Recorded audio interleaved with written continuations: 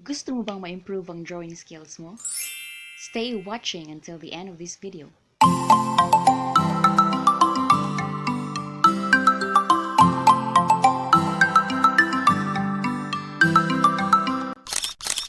What's up mga ka-art? Kumusta? Kumusta kayo dyan? Dito naman tayo nagbabalik sa isa na namang makabuluhang talakayan tungkol sa art, of course.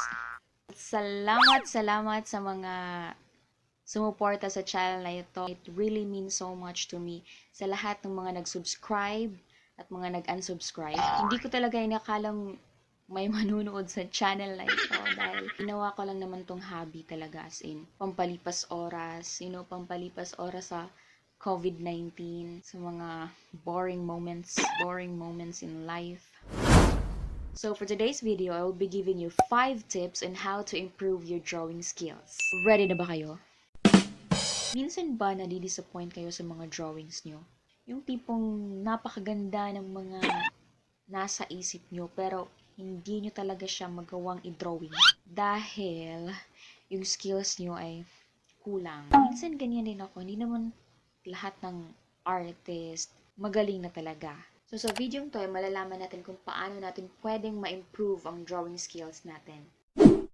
Number 1, kailangan meron kang sketchbook. Paano tayo magdo-drawing kung wala tayong sketchbook, di ba?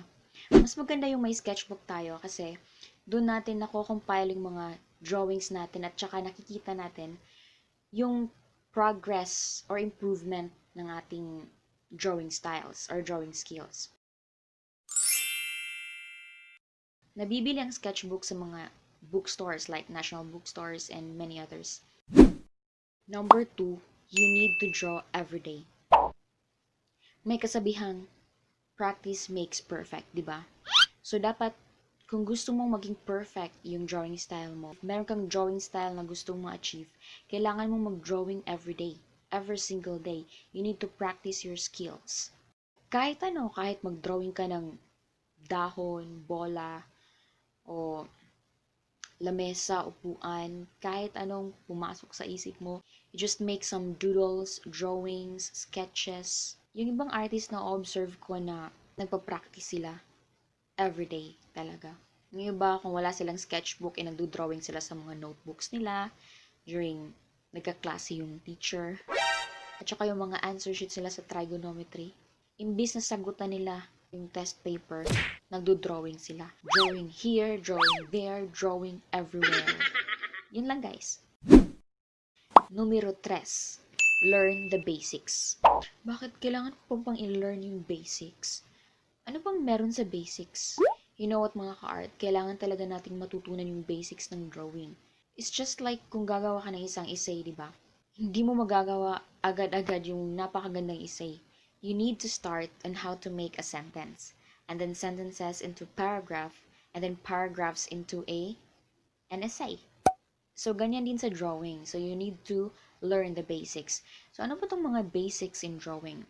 You need to learn the shapes, the forms, perspective, lines. Alam niyo ba mga ka-art na lahat ng bagay sa paligid natin is composed of shapes? Alam niyo pala. As you observe the things around you, it is composed of shapes. Kung may isang bagay kang gustong i-drawing, nagsisimula yan sa isang shape. Numero 4, number 4, study or copy other artists' drawings. Ako, di ba cheating yun? Hindi yun cheating. I tell you. Hindi masamang kokopyahin mo yung mga artwork or drawing ng ibang artist. That is also one way of finding your own style in drawing. Ang mga artist kasi iba't iba yung mga drawing styles. You need to find out yours. Sa pagkokopya ng mga artworks or drawings ng ibang artist, later on, you will find out your own style. Number 5, learn to see things. Ang isang artist ay observant sa mga bagay sa kanyang paligid. If we are observant to things around us, dun kasi natin napapag-aralan yung mga bagay-bagay. Kaya yung ibang artist ay hindi nawawalan talaga ng reference kung nagdo-draw kasi if you have a reference, napapag-aralan mo yung mga shape. Minsan nga yung ibang artist ay na-memorize na nila yung ano talaga yung hugis ng bagay na yon. So yun guys, nasabi ko na yung 5 tips kung paano nyo ma-improve yung drawing skills nyo. So ang pinaka bottom line lang naman sa pinag-usapan natin ngayon ay we need to practice. Practice, practice, practice.